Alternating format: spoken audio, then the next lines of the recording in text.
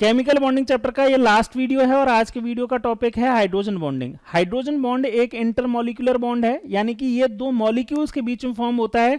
जैसे H2O एक molecule है और H2O दूसरा मॉलिक्यूल है, इन दो मॉलिक्यूल्स के बीच में एक एक्स्ट्रा बॉन्ड बनेगा, उसको हम क्या बोलेंगे? Hydrogen bond. कब बनेगा, कैसे बनेगा, क्या कंडीशंस होती हैं, उसके बारे में अभी आगे बात करेंगे। लेकिन इंटरमॉलिक्यूलर का मतलब आपको समझ में आ गया कि दो मॉलिक्यूल्स के बीच में बनेगा। जबकि हमने आयनिक बॉन्ड पढ़ा या फिर हमने कोवलेंट बॉन्ड पढ़ा, ये बॉन्ड जो थे वो एटम्स के बीच में बन रहे थे। जैसे आयनिक बॉन्ड Na और Cl के बीच में बन रहा है, या फिर कोवलेंट बॉन्ड जो है वो हाइड्रोजन और क्लोरीन के बीच में बन रहा है, या दो हाइड्रोजन्स के बीच में बन रहा है, या दो ऑक्सीजन्स के बीच में बन रहा है। ये एटम्स के बीच में बनने वाले जो बॉन्ड्स होते हैं उनको इंटर एटॉमिक बॉन्ड बोलते हैं, और उनके एग्जाम्पल है आयनिक बॉन्ड या फिर कोवलेंट बॉन्ड।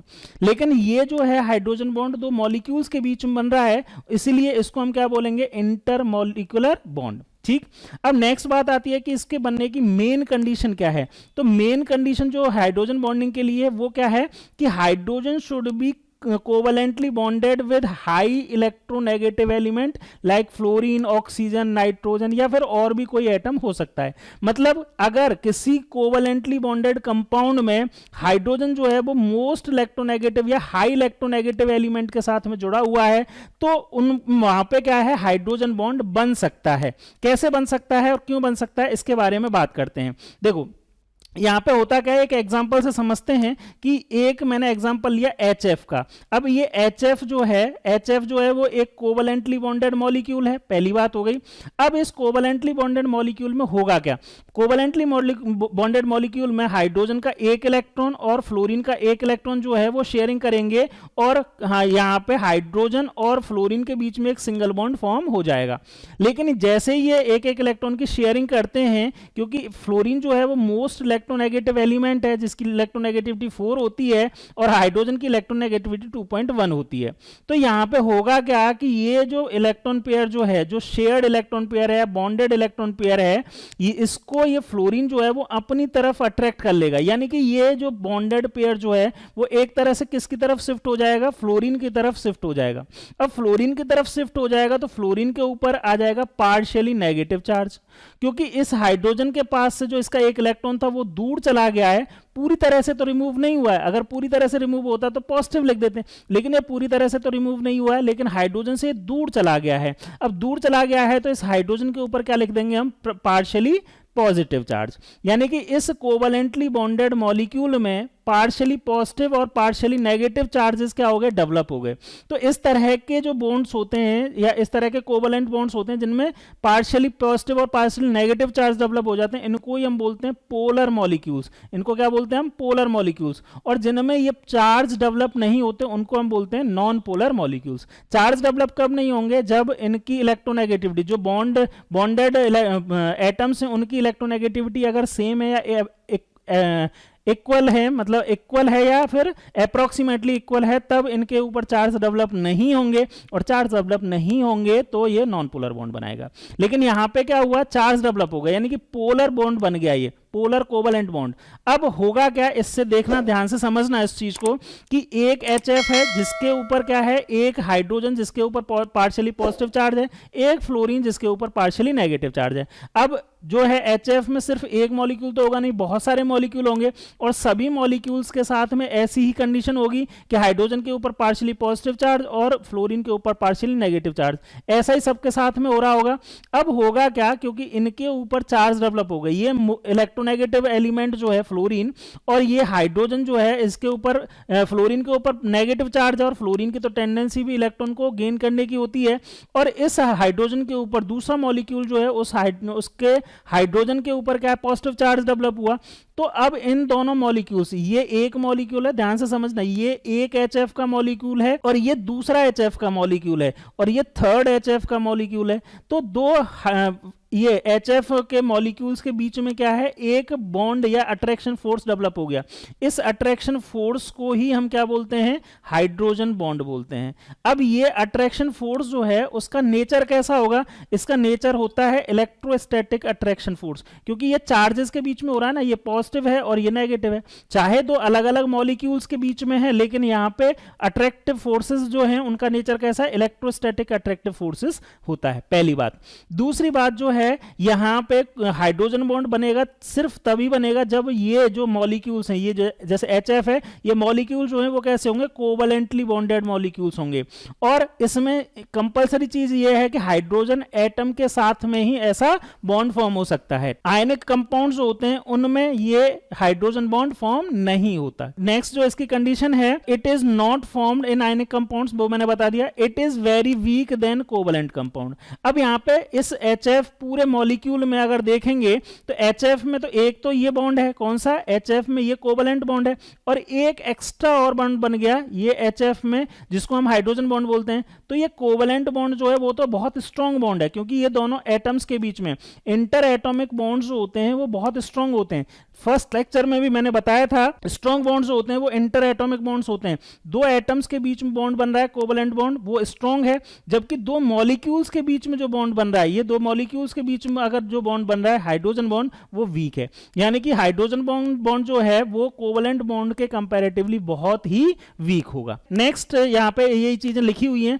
ये कैसे है, डेफिनेशन यहाँ पे दी है, partially positive charge hydrogen atom form a bond with other more electronegative atom, this is known as hydrogen bond. मतलब ये वाला पार्शियली पॉजिटिव चार्ज जो है हाइड्रोजन, वो एक दूसरे मॉलिक्यूल के मोर इलेक्ट्रोनेगेटिव एलिमेंट के साथ में एक बॉन्ड फॉर्म करता है, इसी को हाइड्रोजन बॉन्ड बोलते हैं। और हाइड्रोजन बॉन्ड जो होता है it is weaker then covalent bond. Clear, ये डेफिनेशन यहां पे लिखी हुई है। एक इंपॉर्टेंट बात और है कि जो हाइड्रोजन बॉन्ड है उसको हम डैश डॉटेड लाइन से डिनोट करते हैं। हाइड्रोजन जो है इसको डॉटेड लाइन से करते हैं, जबकि कोवलेंट जो बॉन्ड होता है उसको हम सॉलिड लाइन से डिनोट करते हैं। अच्छा, डॉटेड लाइन से डिनोट करने के पीछे रीजन क्या है, क्योंकि ये वीक है, तो वीक को कैसे डिनोट करेंगे हम, डॉटेड लाइन से। और स्ट्रॉन्ग जो है उसको हम कैसे डिनोट कर देंगे, सॉलिड लाइन से। ठीक है, तो जो हाइड्रोजन बॉन्ड जो होता है उसको हम डॉटेड लाइन से डिनोट करते हैं। आगे यहां पे दे रखा है cause of formation of hydrogen bond. तो हाइड्रोजन बॉन्ड बनने का रीजन क्या है, रीजन वही है कि मोर इलेक्ट्रोनेगेटिव एलिमेंट हाइड्रोजन से जुड़ जाएगा और उससे क्या होगा, इलेक्ट्रॉन्स जो है वो शिफ्ट हो जाएंगे मोर इलेक्ट्रोनेगेटिव एलिमेंट की तरफ, जिससे उनके ऊपर पार्शियली पॉजिटिव और नेगेटिव चार्ज डेवलप हो जाते हैं। इसको चाहे तो एक बार पढ़ लेते हैं। When hydrogen is bonded to strongly electronegative element x, x यहाँ पे क्या हो सकता है, एक्स कोई भी मोर इलेक्ट्रोनेगेटिव एलिमेंट, सबसे ज्यादा कौन सा होता है, फ्लोरीन होता है, मेनली यही है, फ्लोरीन है या फिर ऑक्सीजन होगा या फिर नाइट्रोजन होगा या फिर और कोई भी हो सकता है, क्लोरीन भी हो सकता है। ठीक है, क्लोरीन बहुत कम केस में बनाता है, लेकिन क्लोरीन भी अगर sp हाइब्रिडाइज क्लोरीन हो तो वो भी क्या कर सकता है, यहाँ पे बॉन्ड फॉर्म कर सकता है। कार्बन जो होता है sp हाइब्रिडाइज कार्बन जो होता है, sp हाइब्रिडाइज कार्बन, वो भी क्या कर सकता है, आपका बॉन्ड फॉर्म कर सकता है, क्योंकि इसकी इलेक्ट्रोनेगेटिविटी 3.25 हो जाती है। ठीक है, ये मैंने हाइब्रिडाइजेशन में भी बताया था आपको इलेक्ट्रोनेगेटिविटी के बारे में कि कैसे होती है, उसको चाहे आप देख सकते हैं, लेक्चर अपलोडेड है, नीचे डिस्क्रिप्शन में लिंक भी मिल जाएगी। ठीक है, the electron pair shared between the two atoms move far away from the hydrogen atom। वही है जो मैंने अभी आपको यहाँ पे बताया कि यहाँ पे जो मोर इलेक्ट्रोनेगेटिव एलिमेंट के साथ में अगर हाइड्रोजन जुड़ा हुआ होगा तो क्या होगा, हाइड्रोजन का जो इलेक्ट्रॉन पेयर है, ये वाला इलेक्ट्रॉन जो है वो इससे हाइड्रोजन से दूर चला जाएगा, जिसकी वजह से हाइड्रोजन के ऊपर पार्शियली पॉजिटिव चार्ज आ जाएगा और इसके ऊपर पार्शियली नेगेटिव चार्ज आ जाएगा।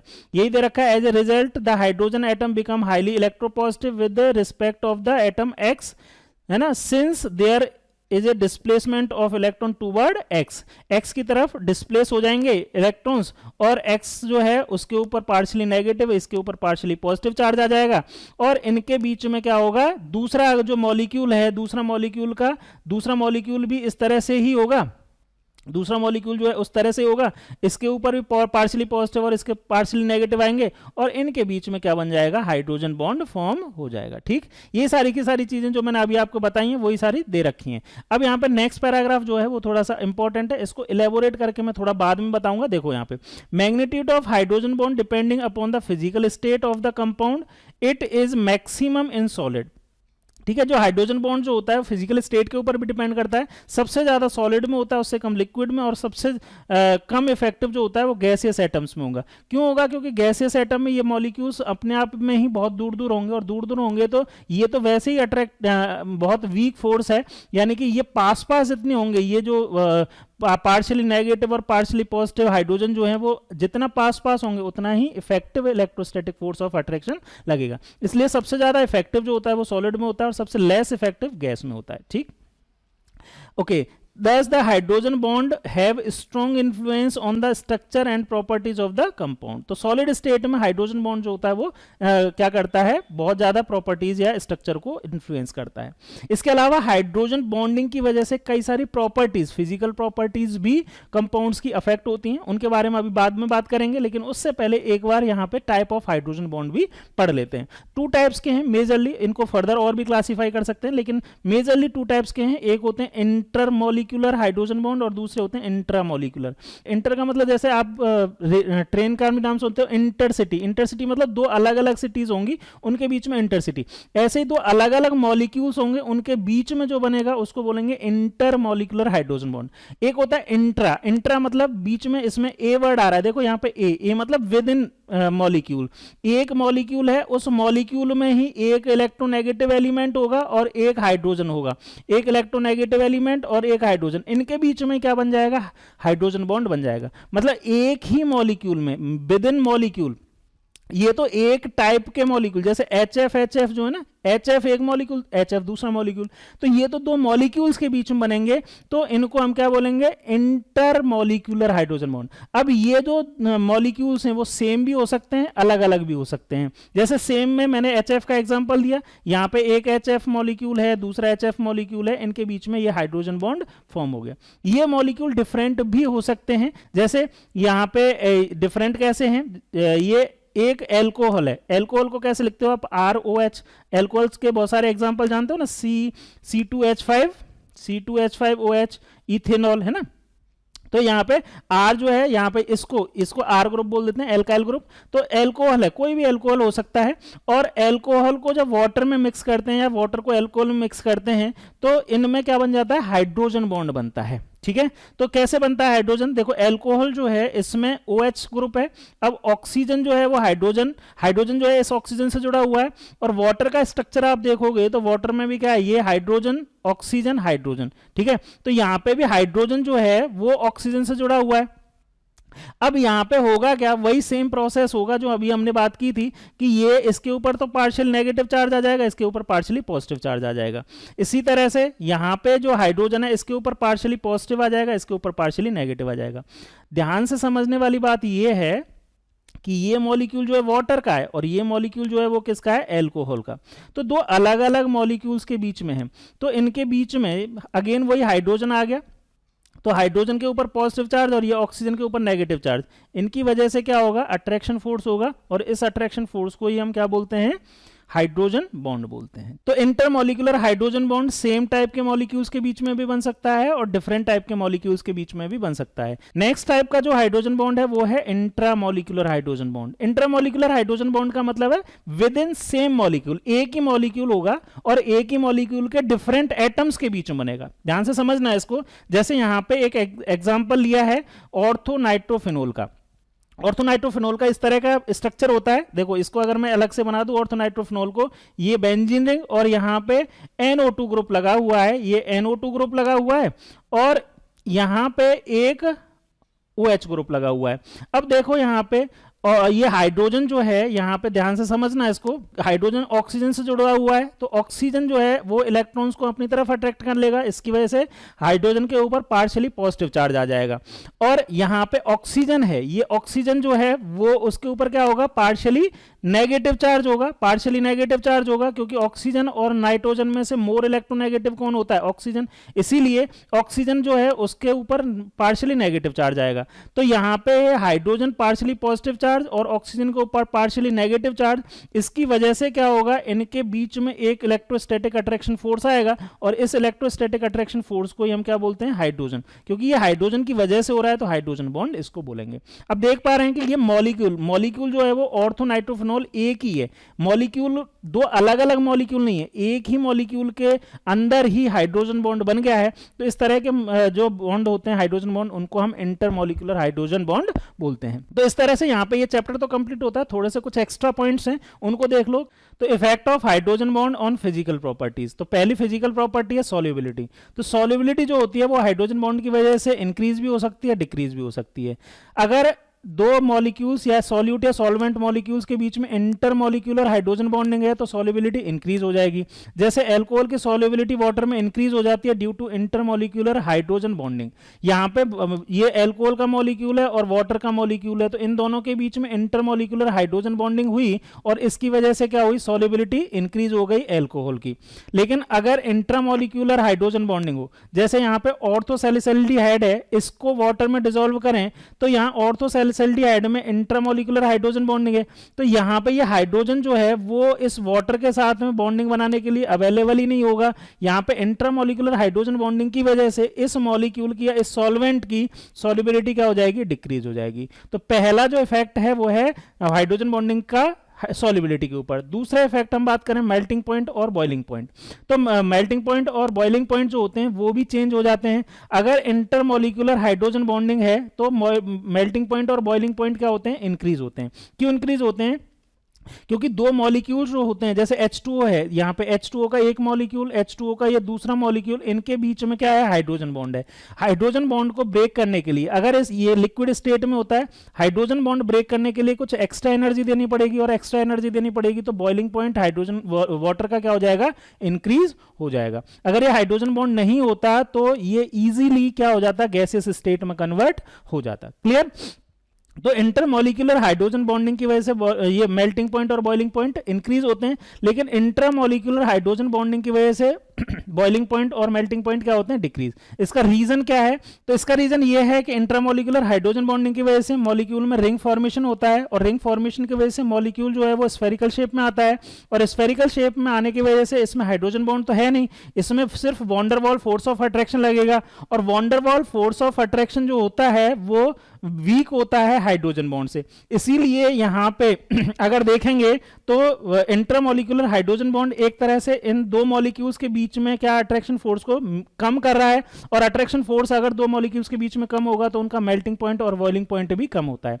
एक एग्जांपल से समझो, जैसे ये ऑर्थोसैलिसल्डिहाइड जो तो अभी मैंने बात की थी, इसके बीच में इंट्रामॉलिक्यूलर हाइड्रोजन बॉन्ड है, ये इंट्रामॉलिक्यूलर हाइड्रोजन बॉन्ड है, और यहां पे पैरासैलिसल्डिहाइड, यहां पे ये OH की पोजीशन जो है, ये OH की पोजीशन सिर्फ पैरा पोजीशन पे है, ये CHO और OH जो है वो पैरा पोजीशन, मतलब एक दूसरे के अपोजिट आ जाते हैं, तो इसको पैरा बोलते हैं, इसको ऑर्थो बोलते हैं। तो पोजीशन चेंज होते ही क्या हुआ कि अब इनमें, इन दोनों मॉलिक्यूल्स में, इसमें हाइड्रोजन में और इसके ऑक्सीजन में, इनमें डिस्टेंस ज्यादा हो गई, तो इनमें यह इंट्रामॉलिक्यूलर हाइड्रोजन बॉन्ड नहीं बनेगा। अब इंट्रामॉलिक्यूलर हाइड्रोजन बॉन्ड नहीं बनेगा तो क्या करेगा, ये हाइड्रोजन जो है वो दूसरे इस सेल और पैरासैलिसल्डिहाइड के साथ में क्या करेगा, इंटरमॉलिक्यूलर हाइड्रोजन बॉन्ड करेगा। यहां पे भी हाइड्रोजन बॉन्ड तो बनेगा लेकिन इंटरमॉलिक्यूलर हाइड्रोजन बॉन्ड बनेगा, और इंटरमॉलिक्यूलर हाइड्रोजन बॉन्ड जो होता है उसकी वजह से इन दोनों मॉलिक्यूल्स के बीच में अट्रैक्शन फोर्स इंक्रीज हो जाएगा। इसीलिए पैरासैलिसल्डिहाइड जो होता है, पैरासैलिसल्डिहाइड जो होता है उसका मेल्टिंग पॉइंट और बॉइलिंग पॉइंट जो होता है वो ऑर्थोसैलिसल्डिहाइड से ज्यादा होता है। क्लियर है, समझ में आया। तो ये हाइड्रोजन बॉन्ड का एप्लीकेशन है, और एक एप्लीकेशन और है फिजिकल स्टेट।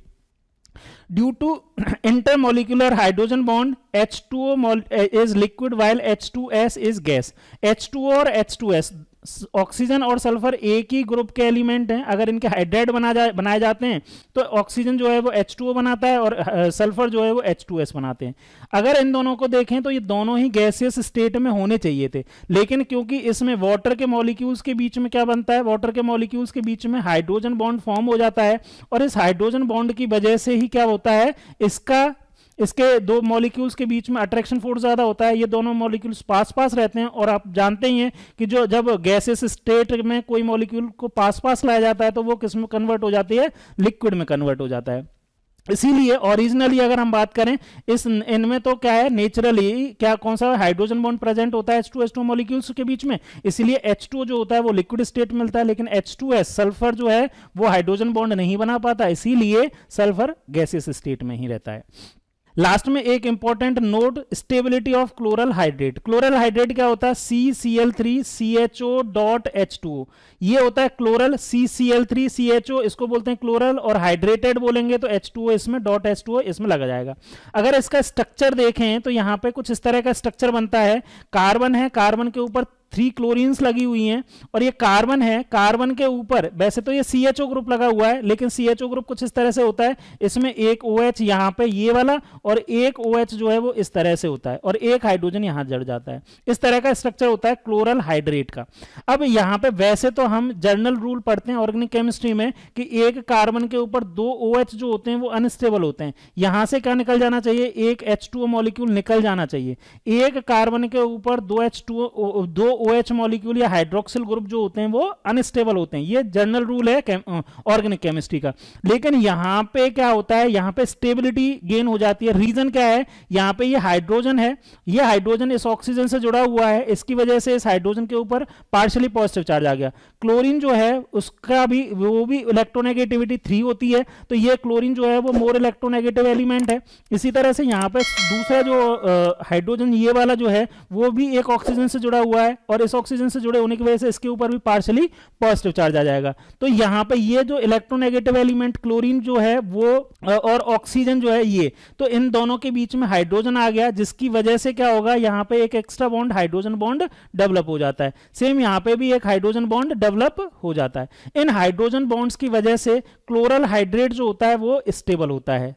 पढ़ लो एक बार, इसमें ये लिखा है 2 or more OH groups on the same atom are present, it will be unstable। ये क्या होता है? एक ही एटम के ऊपर 2 OH ग्रुप अनस्टेबल होते हैं, but chloral hydrate is stable due to hydrogen bonding. तो क्लोरल हाइड्रेट का डायरेक्ट ही आपसे क्या पूछ सकते हैं? स्ट्रक्चर ही पूछ लेते हैं, तो आपको ये याद रखना है। ठीक है, तो इस तरह से हमने हाइड्रोजन बॉन्ड और हाइड्रोजन बॉन्ड के साथ साथ हाइड्रोजन बॉन्ड की कंप्लीट एप्लीकेशंस पूरी डिस्कस कर ली है। इस तरह से ये केमिकल बॉन्डिंग चैप्टर कंप्लीट होता है।